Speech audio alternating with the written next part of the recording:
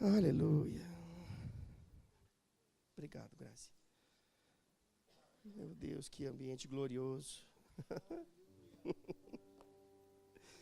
Aleluia. Que presença gloriosa. Sabe, queridos, nós precisamos nos acostumar com isso. Esse é o nosso ambiente, esse é o nosso habitat natural. Amém? Se você está escandalizado, você não viu nada ainda.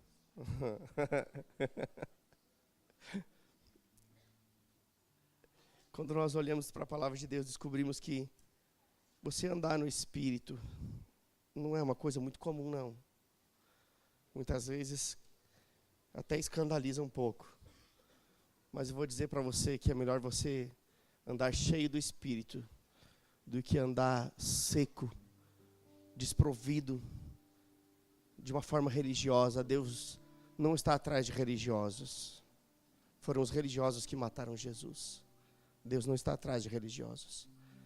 Deus procura adoradores que o adorem em espírito e em verdade. Que sejamos nós estes. Que o Senhor não precise procurar, Ele já nos encontrou. Amém? Nós estamos prontos para viver esse estilo de vida. Sabe, queridos, lá em Atos, não abro sua Bíblia ainda, eu vou dizer para você aonde você vai abrir. É só porque eu quero ir construindo aqui um pano de fundo para a nossa mensagem. Mas lá em Atos capítulo 2, de 1 a 12, traz o relato da descida do Espírito Santo, né? Por ocasião da festa de Pentecostes. Na verdade, a descida do Espírito Santo, ela não é o Pentecostes. A descida do Espírito Santo, ela veio por ocasião de uma festa que era comum da época. Ele veio por essa festa e ele já desceu. Ele não vai descer, ele já desceu. Então não adianta ficar cantando aquela musiquinha, vem como em Pentecostes, porque ele já veio. Amém? Comecei a quebrar tudo, né? Mas ele já veio. Ele veio por ocasião dessa festa.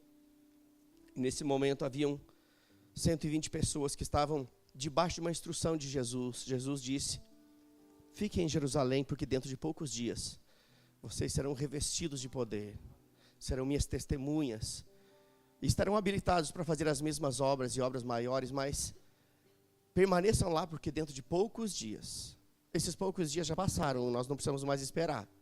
Amém? E de fato esses 120 estavam em um determinado lugar, reunidos em oração, no cenáculo, estavam orando, debaixo da instrução dada pelo Senhor Jesus. E de repente, diga, de repente, eu não vou pregar sobre os de repente de Deus, fique tranquilo. Você já ouviu alguma mensagem em algum lugar sobre os de repente de Deus, mas não é isso não. Mas de repente o Espírito Santo da promessa, aquele que foi prometido, ele veio, ele desceu sobre aqueles que estavam ali, reunidos em oração. Eu queria que você repetisse comigo, reunidos em oração. Eles estavam reunidos orando, e então eles começaram a falar em outras línguas. Um pouco disso que aconteceu aqui, né? Começaram a falar em outras línguas e começaram a exaltar as grandezas de Deus, porque uma pessoa cheia do Espírito, ela não se exalta, ela exalta a Deus. Uma pessoa cheia do Espírito não trai a glória para si, ela conduz toda a glória àquele que é digno. Amém? E essas 120 pessoas que começaram a falar em outras línguas, por causa da descida do Espírito Santo, foram revestidos de poder, eles começaram a exaltar as grandezas de Deus. Mas por que eu pedi para você repetir que eles estavam reunidos em oração? E eu fui estudar um pouco o significado da palavra reunidos nesse texto específico. E eu confesso para você que eu fiquei um pouco surpreso com a explicação.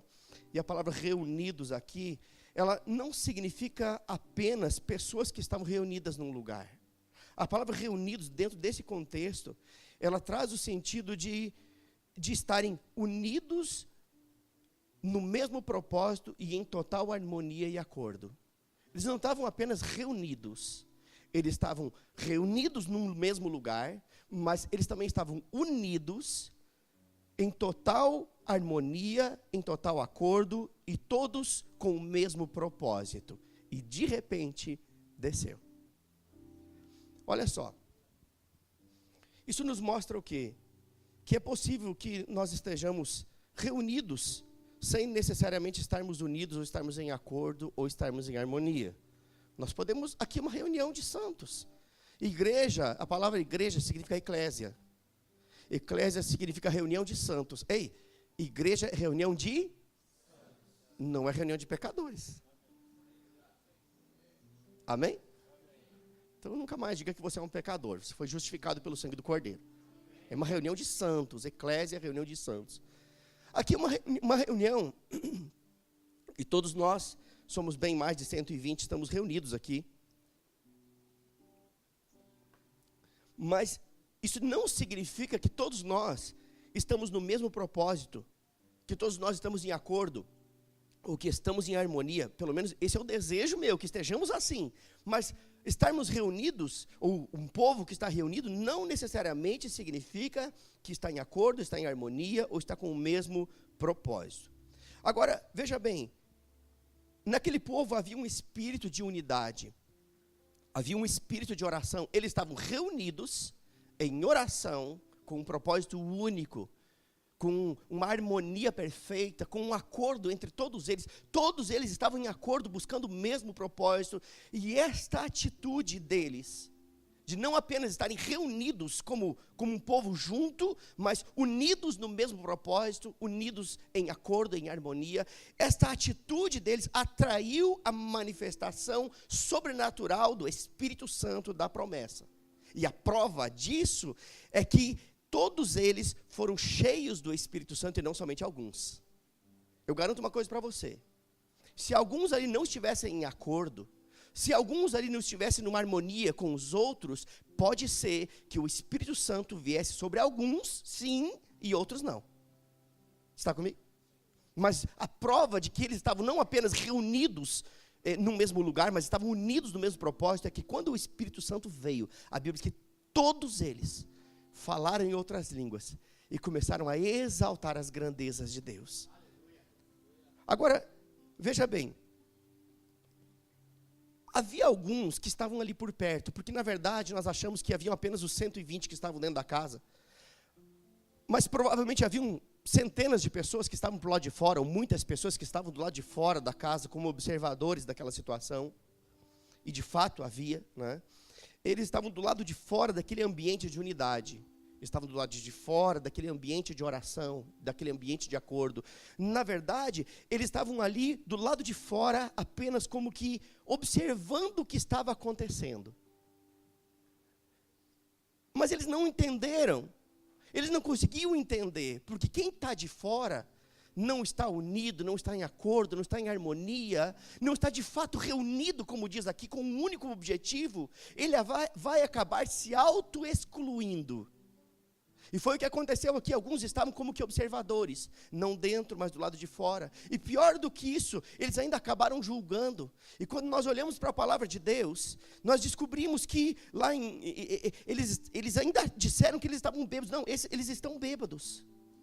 Mas sabe, queridos, normalmente quem não se envolve, só observa, vai acabar julgando, porque não entende, não tem como você entender, apenas observando sem se envolver. E a falta de entendimento vai nos levar ao julgamento. Normalmente nós julgamos coisas que não entendemos, julgamos coisas que não experimentamos, nós questionamos coisas que ainda não desfrutamos, e é por isso que a palavra deixa bem claro que acerca dos dons espirituais, o Senhor não deseja que sejamos ignorantes. Nós precisamos conhecer acerca dessas coisas, é desejo de Deus que isso seja conhecido de nós. Agora, lá em Atos 2:3, diz que aqueles que estavam ali apenas observando, eles disseram então, em tom de zombaria, eles estão bêbados. Isso me prova o quê?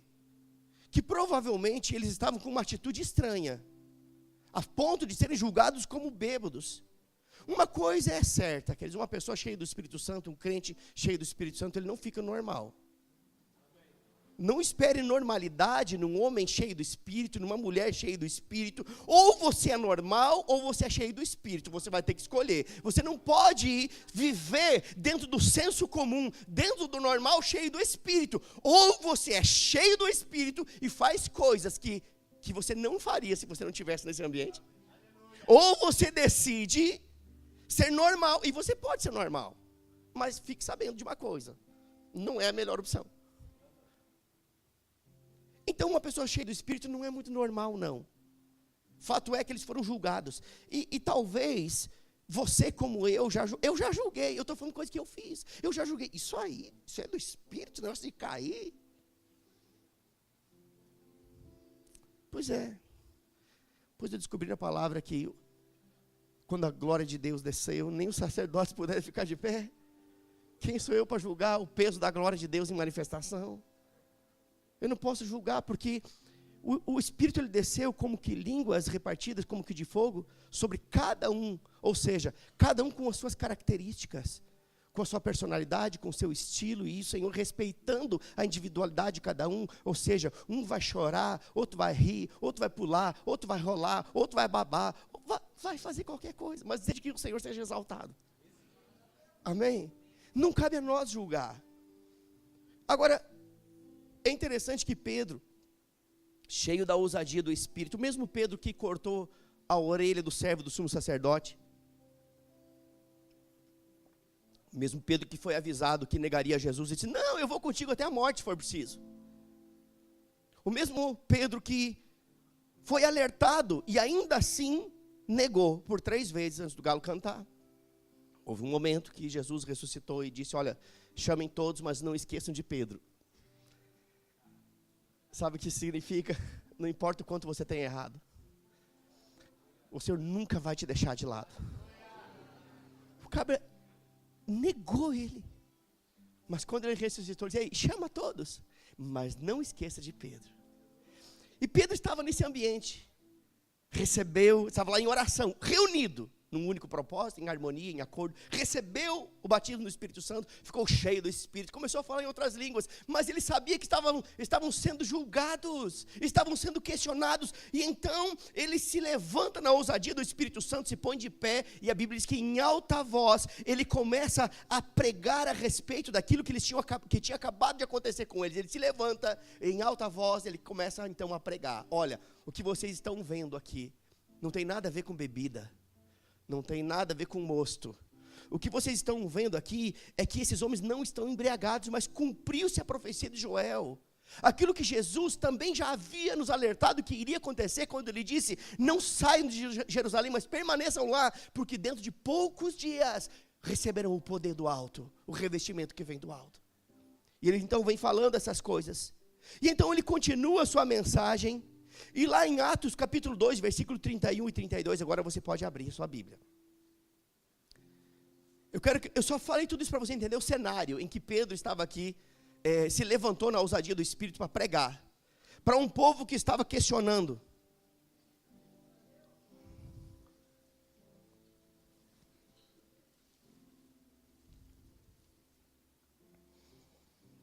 Atos capítulo 2, versículo 31 e 32. Aliás, 32 e 33.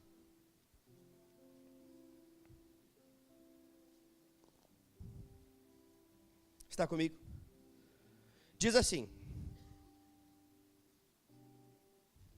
ora, este Jesus, Deus ressuscitou, do que todos nós somos testemunhas. Verso 33 diz, de sorte que, exaltado pela destra de Deus, e tendo recebido do Pai a promessa do Espírito Santo, derramou isto que vós agora vedes e ouvis. Pedro aqui ele se levanta então nessa ousadia e ele diz, olha, esse Jesus que vocês ouviram falar algum tempo atrás, ele morreu sim, mas ele também ressuscitou. Mas ele não só ressuscitou, como ele passou 40 dias falando acerca das coisas do Pai. Foi levado para a glória, está sentado à destra do Pai. Foi exaltado à destra do Pai. Mas isso que está acontecendo agora é exatamente aquilo que ele havia anunciado que viria. Eu irei para o Pai, mas vocês não ficarão órfãos. Eu vos enviarei outro Consolador, o Paracletos, o Espírito Santo. E ele estará com vocês para sempre. Então ele conclui dizendo, foi ele que derramou isto que vós agora não somente estão vendo, porque pareciam como que bêbados, mas também estão ouvindo, porque era uma língua esquisita que eles não entendiam.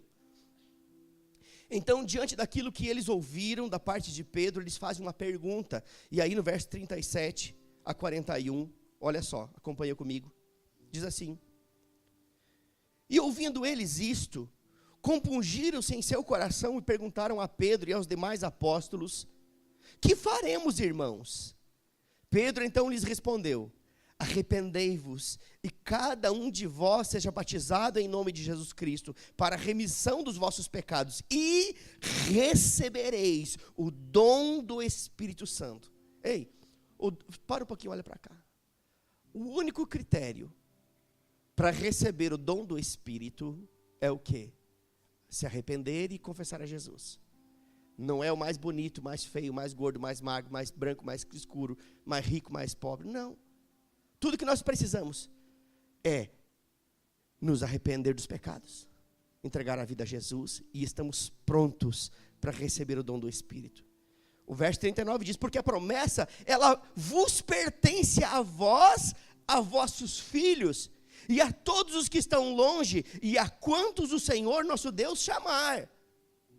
E com muitas outras palavras dava testemunho e os exortava dizendo: salvai-vos dessa geração perversa. Para um pouquinho, olha para cá. O que ele está dizendo? Olha, ele está falando para um povo que ainda não havia confessado Jesus, ainda não havia se arrependido. Ele estava pregando e então eles perguntaram: o que faremos agora? Se arrependa, confessa Jesus e o dom está disponível.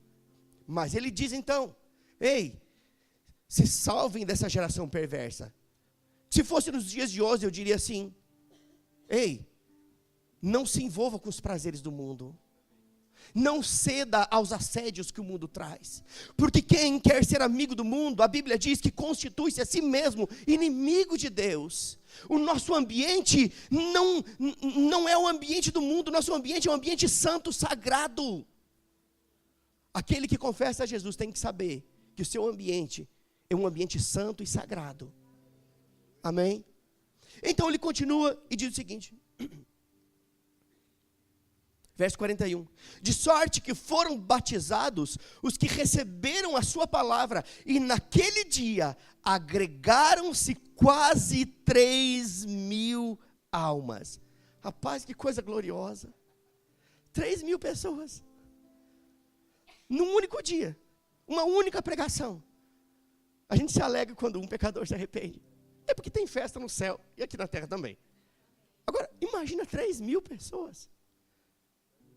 Confessaram a Jesus, foram salvas num único dia. E é interessante que não parou por aí. Se a gente seguir um pouquinho a leitura de Atos, no capítulo 4, versículo 4, não precisa abrir, mas diz que num curtíssimo período de tempo, o número de convertidos chegou a quase 5.000, ou seja, numa pregação de Pedro, o Pedro que negou Jesus, agora cheio do Espírito, mudou seu estilo de vida, ele prega, quase 3.000 se arrependem, confessam a Jesus, são salvos, passa mais um pouco de tempo, prega de novo, e o número de convertidos, de discípulos, chegou a quase 5.000. Ei, pense numa igreja que cresceu rápido. Aqui nós temos o retrato de uma igreja que já nasceu grande e continuou crescendo. Ela já nasceu grande, mas ela não só nasceu grande, como ela continuou crescendo. E lá em Atos 6:1, diz que dia a dia crescia o número de discípulos ou o número de crentes. Todos os dias crescia. Todos os dias tinha gente se convertendo. Dia após dia, crescia o número de crentes, de convertidos, de pessoas que entregavam a sua vida para Jesus. E eu fico imaginando que nós estamos vivendo esses dias, queridos. Se prepare, nós estamos entrando no maior avivamento de salvação da história. Porque Jesus está voltando. Ei, se as igrejas não se atentarem para ampliar seus espaços, elas terão um problema. Estarão impedindo o agir de Deus. Eu estou falando de igrejas que pregam a palavra. Porque infelizmente tem igreja que não prega a palavra. Mas não é o nosso caso e não é o caso da maioria das igrejas dessa cidade. Amém? Agora, olha só. Então, Atos 6:1 diz que dia a dia a igreja crescia. O número de discípulos aumentava. Agora, entenda algo. Quanto mais o povo aumentava, o número de crentes aumentava, maior era a probabilidade de terem problemas, maior era a probabilidade de haver reclamação e murmuração. É que a gente às vezes acha que o ambiente da igreja é um ambiente que não há problemas, mas a igreja é um hospital de mutilados.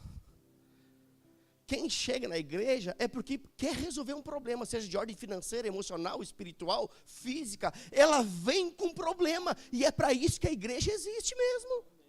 É para isso. Jesus, ele não veio para os sãos, ele veio para os doentes. A igreja existe para os doentes. A igreja existe para aqueles que precisam de um socorro bem presente do Senhor. E nós somos esse socorro de Deus. Amém? Então, nós precisamos entender que assim como foi naquela época, ainda assim é hoje. O número dos convertidos cresceu, mas também aumentaram-se os problemas, aumentaram-se as reclamações, aumentou-se a murmuração, e a Bíblia diz em Atos 6:1, olha, eu vou ler para você, ora, naqueles dias, crescendo o número dos discípulos, houve murmuração. Cresceu o número de discípulos, e o que aconteceu? Houve murmuração.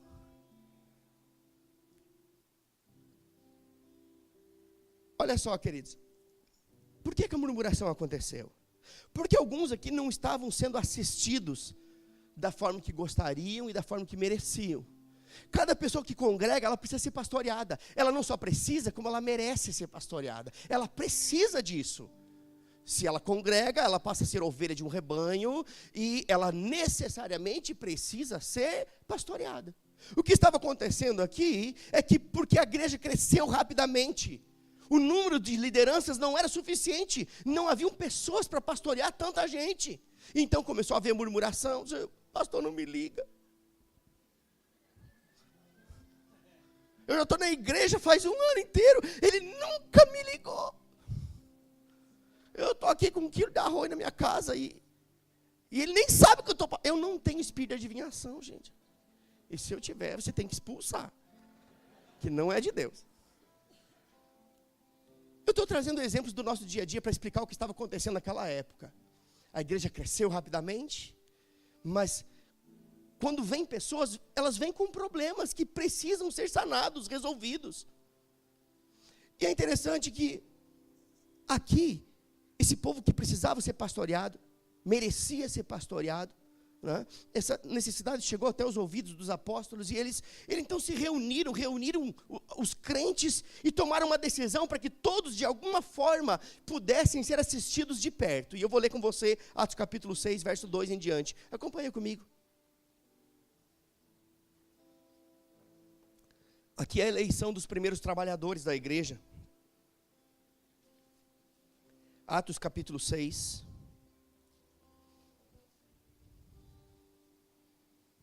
A decisão da liderança dos apóstolos, diante de um problema que estava ali evidente, havia murmuração, o povo não estava sendo assistido como devia, como merecia. Então eles tomaram uma atitude, reuniram e tomaram uma decisão. Então no versículo 2 diz o seguinte, até o 7. E os 12, convocando a multidão dos discípulos, disseram: não é razoável que nós deixemos a palavra de Deus e sirvamos as mesas. Escolhei, pois, irmãos dentre vós, 7 homens de boa reputação. Perceba que na escolha de pessoas existem critérios. Você não escolhe porque a pessoa tem um talento. O fulano toca tão bem, vem tocar no louvor. Não vai. Você pode ser o popstar. Se você chegou na igreja, vai ter que esperar um tempo. Eu prefiro botar um CD do que botar alguém que eu não conheço cantar aqui. Existe um tempo para todas as coisas. Aqui está dizendo: escolhei, pois, irmãos, dentre vós, 7 homens de boa reputação, cheios do Espírito Santo. Ei, trabalhadores da igreja, eles precisam ser cheios do Espírito Santo.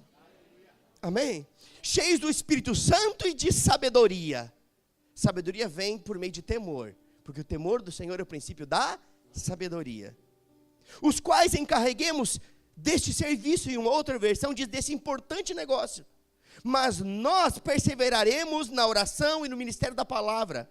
O parecer agradou a todos e elegeram Estevão, homem cheio de fé. Olha só, critério para a eleição daqueles que trabalham na igreja: cheio do Espírito Santo, boa reputação, cheio de fé. Elegeram Estevão, homem cheio de fé e do Espírito Santo, Felipe, Prócono, Nicanor, Timão, Pármenas, Nicolau, Prosélio de Antioquia, e os apresentaram perante os apóstolos. Estes, tendo orado, lhes impuseram as mãos, e divulgava-se a palavra de Deus, de sorte que se multiplicava muito o número de discípulos em Jerusalém, e muitos sacerdotes obedeciam à fé. Ei, olha só que coisa gloriosa está acontecendo aqui. Aqui está dizendo que porque eles organizaram a casa, Porque todo mundo estava sendo assistido. Então o que aconteceu? Se divulgava a palavra, porque agora os líderes da igreja tinham mais tempo para se dedicarem, orando, meditando na palavra, se preparando para comunicar a palavra ao povo. E então, por causa disso, a palavra se multiplicava, o número de discípulos também, de crentes também, e em Jerusalém, muitos sacerdotes obedeciam à fé. Quem eram os sacerdotes? Eram os religiosos da época. Aqueles que negavam a Jesus agora estavam se convertendo.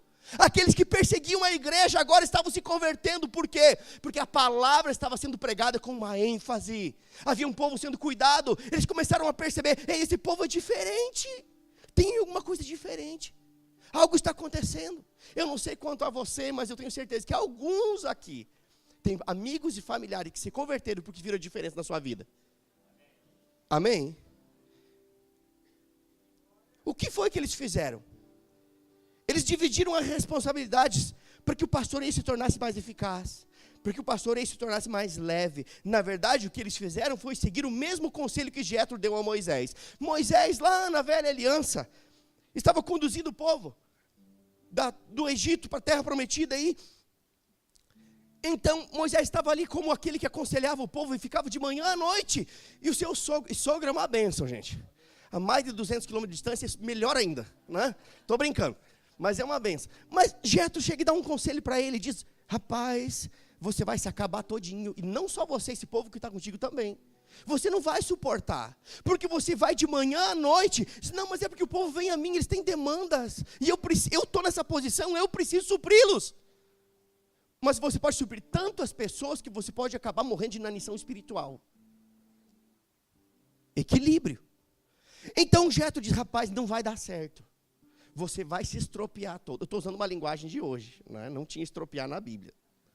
E ninguém vai entender quando ouvir essa palavra, porque é uma palavra bem gaúcha, né? Alguém vai escutar essa mensagem em outro lugar do Brasil, mas o que ele está falando com estropiar? Você vai pesquisar, não vou te dizer não. O que acontece? Rapaz, você vai se acabar todinho. Agora revelei, né? Você vai se acabar todinho. Não só você, mas todo esse povo que está te seguindo. Levanta homens de verdade, homens que aborreçam a avareza, homens que sejam tementes a Deus. Perceba que os pré-requisitos são praticamente os mesmos.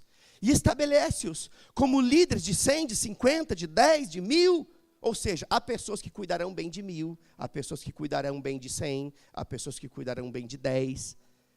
Amém?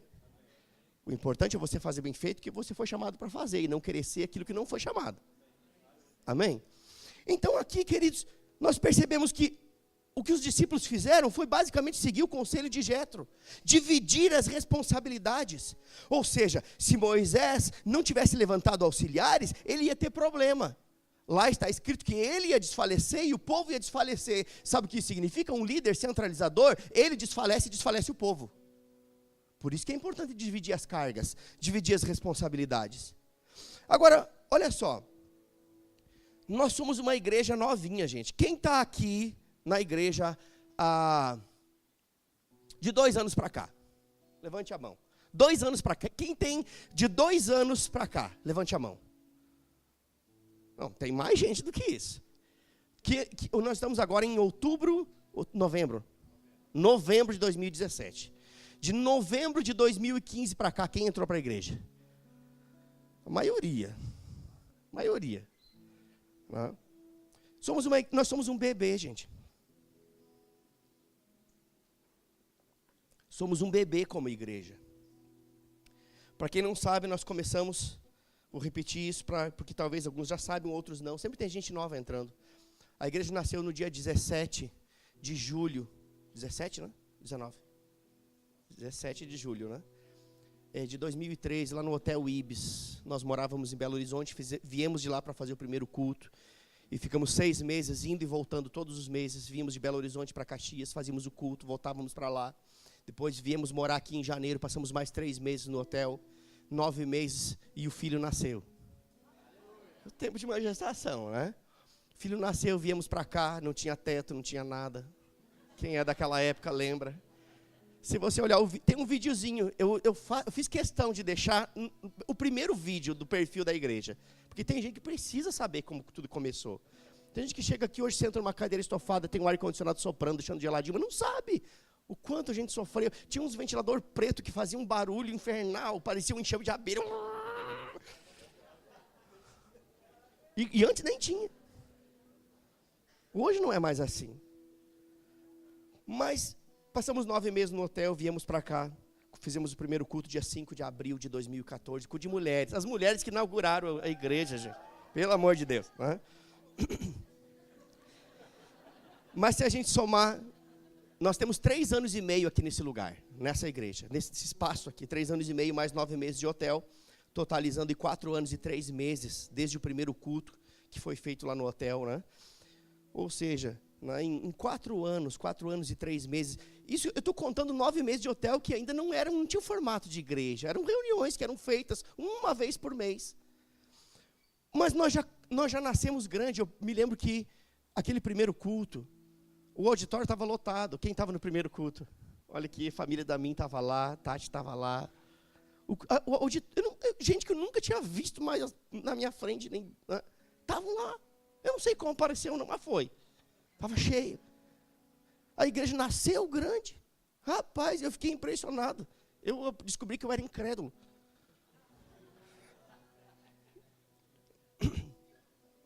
A igreja nasceu grande e aí viemos para cá. E depois de 4 anos, aí a gente tem aproximadamente 400 membros. Mais 3 congregações. Temos uma em Bento Gonçalves, outra em Carazinho, outra em Frederico Westphalen, lá no Alto Uruguai, 400 e poucos quilômetros daqui. Tudo isso em tão pouco tempo. E eu não estou falando isso, queridos, para absolutamente mais nada, a não ser exaltar o Deus que nós servimos. Existe uma necessidade. E que se levantem os ministros dessa casa. Eu olho para a Farroupilha, oh meu Deus, Flores da Cunha, Garibaldi. Nós vamos chegar nesses lugares. Quem vai pastorear esse povo? Vocês. É vocês. Quem? Eu não sei, alguém de vocês. Vai orar, crente, pelo amor de Deus, me ajuda. Vocês são uma bênção, gente. Onde eu vou, eu digo, gente, que povo maravilhoso que está junto comigo. Eu sou muito grato ao Senhor pela sua vida. Vocês são um povo diligente. Eles são um povo diligente. Nós temos um povo diligente. Temos um povo comprometido. E eu quero pedir um favor para você. Não chegue atrasado no início do culto, não. Nosso culto começa às 19 horas, diga 19 horas. Faça um esforço para chegar no horário. Não vamos deixar criar um vício de começar a chegar depois do Verbo News. O Verbo News já é o culto. Amém?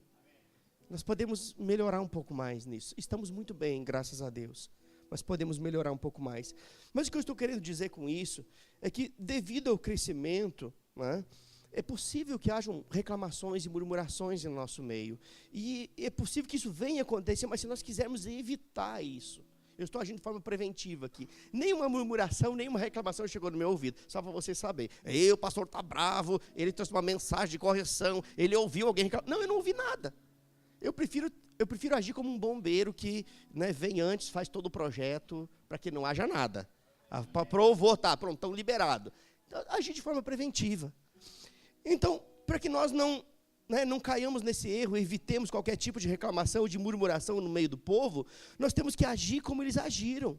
Por quê? Porque toda ovelha, ela tem o direito de ser pastoreada. Ela merece e precisa ser pastoreada. E se nós não tivermos esse cuidado, nós podemos comprometer o crescimento da igreja e cair naquele ciclo do incha-desincha. Sabe o que é o incha-desincha? Está cheio, está vazio. Está cheio, está vazio. Vem e vai. Alguns dizem que a porta dos fundos da igreja é maior que a porta de entrada. É por isso que a gente só tem uma. Para evitar isso.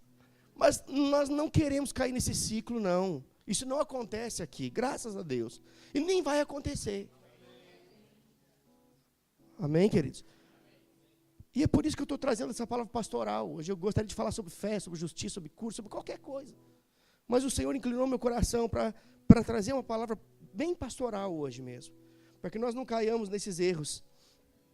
Agora, para isso, né, nós já começamos a fazer como Moisés fez, como os discípulos fizeram, né? E nós levantamos pessoas para que de alguma forma nós pudéssemos dividir as cargas, para que elas pudessem assumir parte do pastoreio junto conosco, nos apoiar nesse projeto ministerial, elas pudessem então estar amparando, nos dando um socorro, nos dando um suporte no pastoreio, porque se eu visitasse uma pessoa por dia, num ano inteiro, eu não visitaria a igreja toda. Todos os dias, todos, eu não conseguiria visitar a igreja toda. É impossível. Então nós levantamos pessoas para nos ajudar. Estabelecemos líderes de ministério, para que eles possam, então, nos dar um socorro nisso.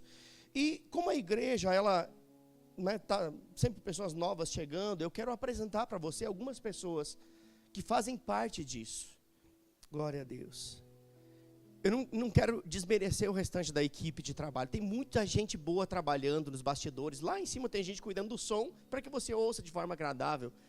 E tem tanta gente trabalhando, mas esses são pessoas específicas que estão com responsabilidade de nos ajudar no pastoreio direto. E é importante que você os conheçam.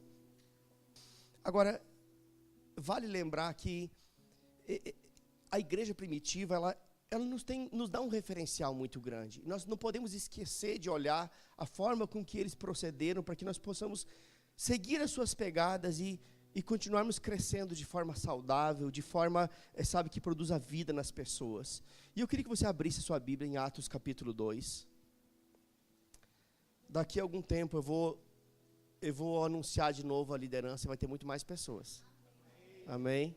Existem pessoas aí no meio que precisam ser levantadas. E nós queremos ver você servindo. Amém? Então, fica pronto, crente. Atos capítulo 2, nós vamos ver aqui um modelo de uma igreja que nos serve de referencial, para que possamos continuar crescendo de forma saudável. Porque quando o crescimento não... Queridos, escuta isso que eu vou lhe dizer. Toda vez que o crescimento não é saudável, ele cresce, ele incha e desincha, não é crescimento, é um inchaço. Crescimento que não é saudável é como uma batida. Ninguém gosta de tomar batida porque dói, é uma verdade.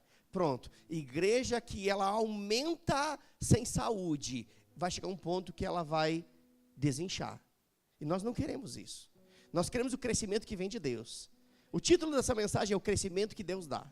Só para você saber. Porque Deus dá o crescimento. Homens têm estratégias, métodos humanos, e muitas vezes são bons, mas o crescimento genuíno vem de Deus. Amém? Olha só, Atos 2, 42 a 47 diz o seguinte.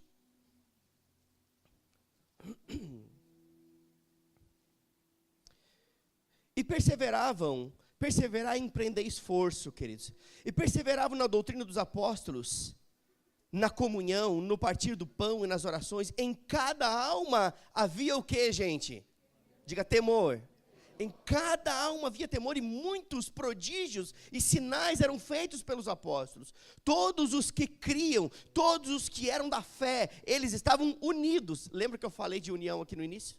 Está com o mesmo propósito, em acordo. Todos os que criam estavam unidos e tinham tudo em comum. Vendiam suas propriedades e bens e os repartiam por todos, segundo as necessidades de cada um. E perseverando unânimes, mais uma vez falando de unidade, e perseverando unânimes todos os dias no templo, e partindo o pão de casa em casa, comiam com alegria e singeleza de coração, louvando a Deus e caindo na graça de todo o povo. Sabe o que é cair na graça? Cair na graça é quando eu saio e falo com a vizinhança, e a vizinhança diz: ei, vocês não podem sair daqui. Desde que vocês chegaram, a realidade do nosso bairro mudou. Eu tenho ouvido. Sabe o que o dono da casa que a gente alugou aqui do lado disse? A gente só conseguiu alugar essa casa, eu descobri agora, sexta-feira. A gente só conseguiu alugar a casa porque ele disse: rapaz, eu gostaria tanto de poder alugar para esse povo, porque eles são um povo muito excelente. Eu descobri isso depois, ele não falou para mim na hora não, mas eu descobri.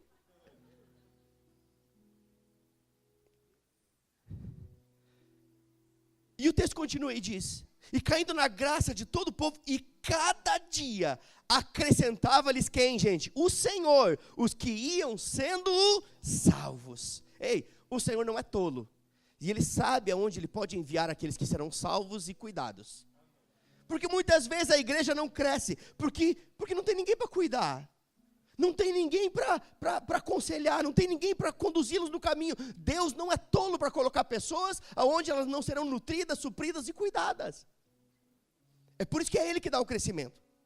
Agora aqui nós temos o modelo mais poderoso e eficiente de ser igreja já citado na Bíblia. É o modelo mais poderoso, mais eficiente que a Bíblia cita. E quando nós esquecemos esse modelo, nós perdemos a maior parte do poder da igreja. Se esquecemos esse modelo, perdemos a maior parte do poder. Sabe de uma coisa? Que se nós queremos ser uma igreja eficiente, uma igreja que anda em poder, nós precisamos seguir o modelo da igreja de Atos. Precisamos nos manter focados, porque se funcionou com eles, e aquela igreja recebia os acréscimos de Deus, eu quero receber os acréscimos de Deus. Amém? Eu quero isso, eu quero agradar o Senhor, eu quero os acréscimos de Deus, e para isso, eu tenho que fazer exatamente como eles fizeram, não exatamente igual, mas pelo menos seguindo as mesmas pegadas, o mesmo modelo. Agora, veja bem, aquela igreja, ou naquela igreja, havia algo muito interessante. Eles perseveravam em 4 áreas muito importantes, e a primeira delas era a doutrina. Mas não era a doutrina da igreja, era a doutrina de Cristo. Os apóstolos, eles estavam ali para estabelecer a doutrina de Cristo. Então, uma igreja, para que ela possa crescer de forma saudável, ela não tem que falar da visão do fulano, do beltrano, do ciclano. Ela tem que falar de Jesus Cristo, porque Ele é o autor e consumador da fé. É Ele que tem a vida e abundância para nos dar. Ele é o caminho, a verdade e a vida. A doutrina de Cristo. E nós não podemos estabelecer um outro fundamento, além daquele que já existe. E já existe o fundamento. Mas eles perseveravam na doutrina de Cristo. Mas não só isso, eles perseveravam na comunhão. E comunhão, muitas vezes, nós achamos que é fazer um churrasquinho. Ou aquele momento no final do culto que diz: irmãos, vá lá para a cantina da igreja, tenha comunhão com seus irmãos. Quem já ouviu isso? Comunhão não é isso não, gente. Comunhão vai muito mais além do que isso. Comunhão não é simplesmente no final do culto ir lá para a cantina, não. Comunhão, que ele fala de se tornar participante das necessidades uns dos outros. Isso é comunhão. É quando o meu suprimento supra a necessidade do meu irmão. É quando a falta que está acontecendo na vida do meu irmão me causa algum tipo de constrangimento. Eu sinto a dor dele. É quando aquilo que eu tenho também é dele, mas eu também sei que aquilo que é dele também é meu. Isso é comunhão. Comunhão não é para ir para a cantina comer um cachorro quente e bater papo. Isso é bom. Isso estreita a amizade. Isso nos dá muitas vezes a oportunidade de saber o que o outro está precisando numa conversa informal. Que comunhão pode haver quando você vai para a cantina e não tira R$5 para pagar o cachorro quente para o seu irmão? Meu irmão, se quer um lanche? Não. Ele vai dizer que não, ele é educado. Não pergunte, pague e dê. Porque se você perguntar, ele vai dizer que não. Rapaz, vem para cá, eu me dei o privilégio de pagar um lanche para você. Agora, faça isso com o seu coração certo. Amém? Agora, comunhão é você se tornar participante das necessidades dos seus irmãos. Isso é comunhão. Sabe, queridos, a comunhão verdadeira, ela une os crentes com o Senhor, mas também uns com os outros. A comunhão verdadeira com Deus me une com Ele. Mas quando a minha comunhão verdadeira me une com Ele, automaticamente me une com os outros. Porque nós somos um corpo. Amém? Naquela igreja havia isso. Eles perseveravam na doutrina, na comunhão, mas também no partir do pão. E a palavra partir do pão aqui, não está falando de dividir o seu lanche com o seu irmão da igreja, não. Aqui está falando, queridos, justamente da expressão da aliança que nós temos com Deus no momento da ceia. Partir do pão está falando da ceia. Está falando que havia neles um entendimento de que eles tinham uma aliança com Deus, mas também uns com os outros. Quando participamos da ceia, que eles vão participar da ceia daqui a pouco. Normalmente nós falamos que é um memorial da nossa aliança com, mas não é só isso. É um memorial da nossa aliança uns com os outros. Porque somos um único corpo. E se o seu dedo está com a unha encravada, todo o seu corpo sente. É impossível você ficar bem sabendo que parte do corpo não está bem, porque somos um corpo. Está comigo?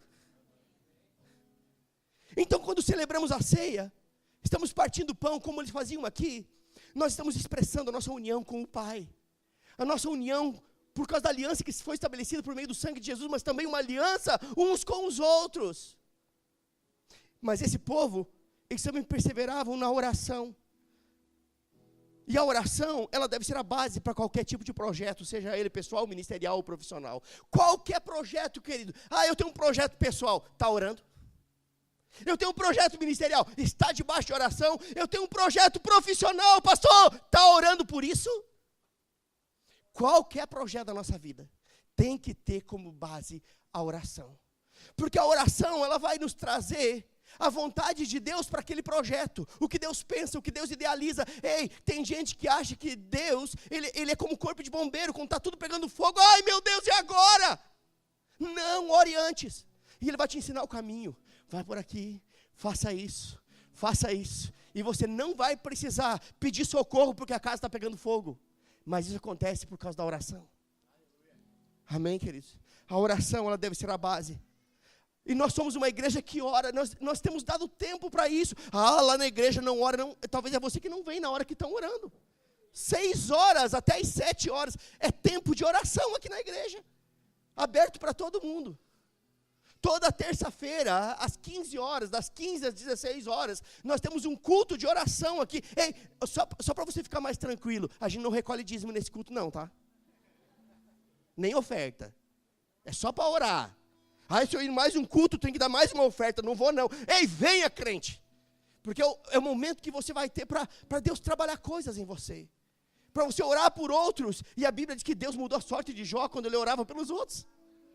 Talvez seja isso que Deus quer, tirar os seus olhos do seu umbigo, para que você ore pelos outros, para que Deus mude a sua vida. Rapaz, eu não queria arrochar não. Amém?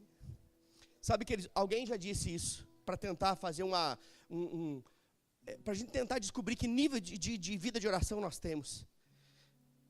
E essa pessoa fez uma seguinte pergunta: se a energia que mantém as luzes da sua casa acesa fossem geradas pela oração, a sua casa estaria no claro ou no escuro?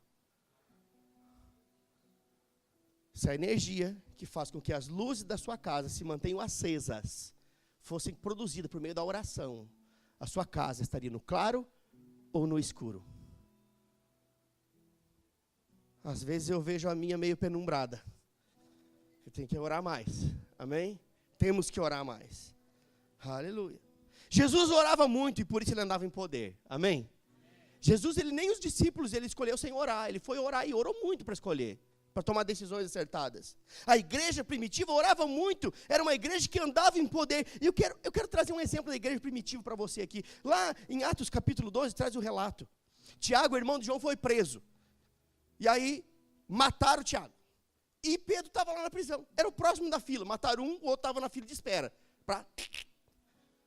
Mas eles estavam esperando passar a Páscoa. E ele estava lá preso. E a Bíblia diz que haviam 4 quaternos de soldados, 16 soldados se revezando, de 6 em 6 horas, eu não sei se era assim, mas tinha 16 soldados se revezando, 4 grupos de 4 soldados, e ele estava acorrentado, esperando a morte, e a Bíblia diz que ele dormia. Ei, só alguém cheio do Espírito pode dormir, sabendo que no outro dia pode morrer. Talvez fosse eu e estava esperando, meu Deus! Não, ele estava dormindo, acorrentado, sabendo que era só passar a Páscoa para ele morrer. Mas a Bíblia diz que em Atos capítulo 12, que a igreja fazia contínua e fervorosa oração por ele. E sabe o que aconteceu? Porque a igreja estava fazendo contínua e fervorosa oração, ali foi inaugurado a primeira porta eletrônica da história. Sabe aquelas portas de shopping center que você chega... Pronto, foi assim. As portas se abriram por conta. As correntes se quebraram. Pedro saiu... E sabe aonde Pedro foi? Foi lá na casa de Maria, mãe de João, onde a igreja estava se reunida orando. Ele bate na porta. Vai uma menina chamada Rosa, ou Rode, vai lá. É Pedro. Ela volta, ela diz, Pedro está aí. Você está louca, menina? Deve ser o anjo dele. E Pedro insiste. E aí então ele entra na casa, mas é interessante que a única porta que Pedro teve dificuldade para entrar foi na porta da igreja que estava orando por ele. Isso expressa que muitas vezes nem nós temos consciência do poder daquilo que estamos orando. Ou da rapidez com que Deus age quando a igreja ora. Aleluia.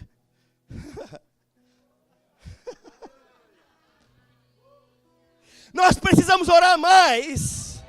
Existem portas que Satanás está travando, mas se nós nos unirmos em oração, nós vamos ver os milagres sobrenaturais de Deus. Aleluia. Aleluia.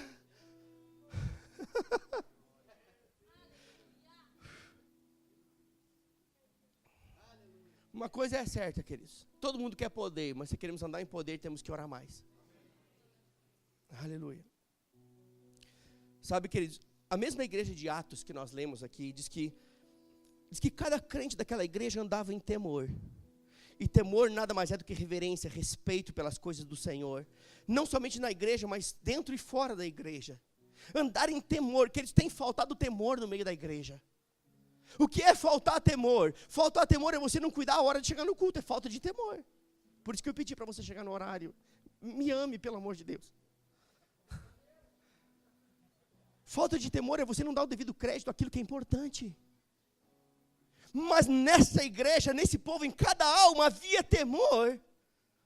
E o resultado disso é que eles caíram na graça das pessoas. E todos os dias o Senhor acrescentava mais e mais aqueles que iam sendo salvos. E tudo isso era feito com muita união. A Bíblia é clara, diz que neles havia união. Eles eram unânimes em tudo. Ou seja, que só é possível andar em união quando nós tiramos os olhos dos defeitos dos nossos irmãos e colocamos em nós mesmos. Porque quando eu olho para o outro e começo a garimpeiro de defeito do irmão, tem gente que é assim. Rapaz, garimpeiro de defeito na vida dos outros. Isso desperta o espírito crítico, isso gera contenda, facção no meio da igreja. Graças a Deus essa igreja não tem isso. Mas o que eu estou trazendo aqui é vacina, não é remédio. Mas como nós vamos andar em união? É quando eu olho para mim, Senhor, revela para mim, aonde é que eu estou falhando, Senhor? Aonde é que eu estou errando? Aonde eu posso melhorar? A Bíblia diz que nós não devemos ter um conceito elevado de nós mesmos, mas muitas vezes nós nos achamos tão bons, mas tão bons, a ponto de olhar para os irmãos e dizer, ei, você está errado. Fulano falou isso, Beltrano aquele outro. Mas sabe o que a Bíblia diz? Em Filipenses, que nós devemos, cada um de nós deve considerar o outro superior a si mesmo. Se nós andássemos nesse princípio, considerando qualquer pessoa da igreja superior a nós mesmos, acabaria qualquer possibilidade de problema, de atrito e de contenda. Porque você não iria falar áspero, você não iria julgar, você não iria ter uma atitude arbitrária com alguém que está acima de você. E é por isso que a Bíblia diz, considere o outro. Olha para quem está do seu lado aí. Olhe para a direita, olhe para a esquerda. Essa pessoa que está aí, você precisa considerá-la superior a você mesmo. Aleluia. Sabe, queridos, Satanás ele trabalha arduamente para criar atrito no meio do povo de Deus. Porque ele sabe que o reino dividido se dissipa. Ele sabe exatamente aonde ele lançar setas, mentiras e sugestões. Mas ele chegou tarde, porque eu estou vacinando a igreja. Ah, ele pregou porque tem problema. Não, queridos, não tem. Eu estou falando com toda a sinceridade do meu coração. Não tem problema. Mas eu sou obediente ao Espírito. Amém? E vacina é melhor do que remédio.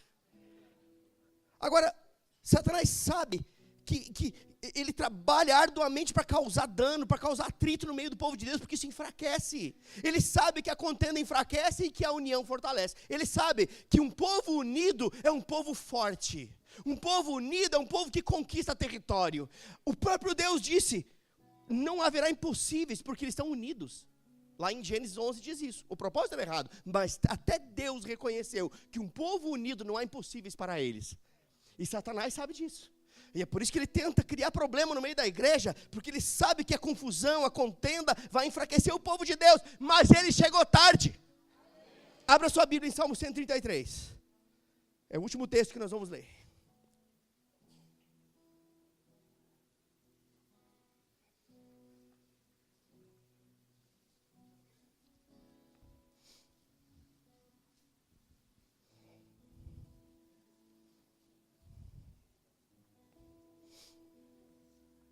Aleluia. Você abriu aí? É um texto muito conhecido nosso, mas vamos entendê-lo dentro de uma outra perspectiva hoje. Diz assim: ó, quão bom e quão suave é que os irmãos vivam em o que, gente? Em união. A palavra união aqui significa tendo o mesmo propósito, em acordo. Amém? É ter acordo, é ter o mesmo propósito. Quão bom e quão suave é que os irmãos vivam em união. Por que que é bom? Porque é como óleo precioso sobre a cabeça, que desce sobre a barba de Arão, que desce sobre a gola das suas vestes. É como o orvalho de Hermon, que desce sobre os montes de Sião, porque ali o Senhor ordena a bênção e a vida para sempre. Deixa-me explicar algo aqui para você entender. Esse texto vem falando de associações. Ele vem falando que é bom e suave que os irmãos vivam em união, porque é semelhante a um óleo precioso sobre a cabeça de Arão, que desce pela gola e pelas vestes e cobre todo o seu corpo. Agora, olha só. Ele não vem falando que primeiro o óleo é bom, ele vem falando que a união é boa. Ele está dizendo que a união, ela atrai a unção. Óleo está falando de unção. A união do povo atrai o óleo sobre a liderança. Não é a unção da liderança que... Não, é a união do povo que atrai o óleo sobre a liderança, a unção sobre a liderança, que desce e pega em todo o corpo. Não é daqui para lá. É de lá para cá. E volta daqui para lá. É de lá para cá. E volta daqui para lá. Quão bom e quão suave é que os irmãos vivam em união. Por quê? Porque é como óleo precioso sobre a cabeça de Arão. Desce para a gola, para as vestes e toca o corpo todo. E ele vem dizendo, é como um monte de Hermon. Olha só, é como o orvalho de Hermon que desce sobre os montes de Sião. Ei, Sião, sem Hermon seria um deserto. Deixa eu me explicar isso para você. Hermon é um monte muito grande, e no cume desse monte há neve. E há uma névoa, e quando essa neve derrete, ela cria regos de água que regam Sião, ou seja, sem Hermon, Sião seria um deserto. Ele está associando uma coisa com a outra, e está dizendo que sem a união do povo de Deus, a igreja se torna como um deserto árido. E é por isso que é bom e suave que os irmãos vivam em união. E depois ele diz por quê? Porque é ali que o Senhor ordena a bênção e a vida para sempre. Sabe, queridos, existe uma bênção maior sobre uma igreja que anda unida. Nós sabemos que já fomos abençoados com toda sorte de bênçãos espirituais, mas existe um acréscimo de bênçãos quando a igreja do Senhor anda unida, quando a igreja do Senhor não cede a nenhum tipo de facção, contenda, comentário, atrito, fofoca. É uma igreja que entendeu o propósito, e por isso é ali que o Senhor ordena a bênção e a vida para sempre. A unção, a união vai atrair a unção. A unção, ela vai quebrar o jugo. E entenda algo, queridos, quando o jugo é quebrado, o pecador é conduzido ao arrependimento. Ei, uma igreja que está permeada pela unção do Espírito, quando o pecador entra por aquela porta, ele é constrangido de tal forma, que ele não consegue sair da mesma forma, ele é conduzido ao arrependimento, porque a unção da coletividade quebra o jugo e conduz ele ao arrependimento. Sabe que isso é avivamento. Avivamento não é só correr, pular, saracotear. Não, avivamento é levar vida onde tem morte. E só tem morte em alguém que não foi salvo. Mas quando vida chega, avivamento chegou naquela vida. Resultado da unção. Agora veja bem. Tudo que nós queremos, queridos, é que essa igreja ela esteja mergulhada nessa condição. Eu queria que você ficasse de pé nesse momento. O Ministério de Música pode subir.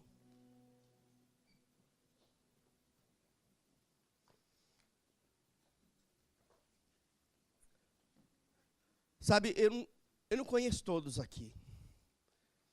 Eu acabo conhecendo com o decorrer da caminhada junto com você.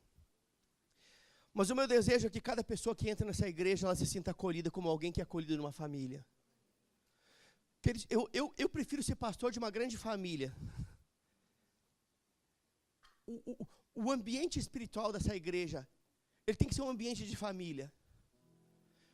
onde nós possamos olhar um para o outro como irmãos, não irmãos porque professamos a mesma fé, mas irmãos porque temos uma koinonia, temos um comprometimento, temos uma aliança um com o outro. É isto que precisa permear a igreja do Senhor. E se isto acontecer, ninguém vai impedir o crescimento dessa igreja. Ela não vai inchar e desinchar, ela vai continuar crescendo, crescendo, crescendo, com saúde. Amém? Então que você que está aqui há mais tempo seja um parceiro meu nisso. Que nós possamos olhar para cada pessoa que entra nesse lugar, que entrou pela primeira vez, 2 vezes, 3 vezes, não sei, que não é tão próxima de você. Chega junto, dá um abraço e diga: querido, seja bem-vindo a esta família, nós estamos aqui para te servir, o que eu posso fazer para te ajudar? Quem quer pegar comigo nessa visão? Amém, queridos? Eu sei de uma coisa, o diabo vai ficar endemoniado. Ele não sabe o que nós estamos aprontando para ele. Porque as portas do inferno não prevalecerão contra a igreja do Senhor. Aleluia. Aleluia. Feche seus olhos, eu quero orar aqui.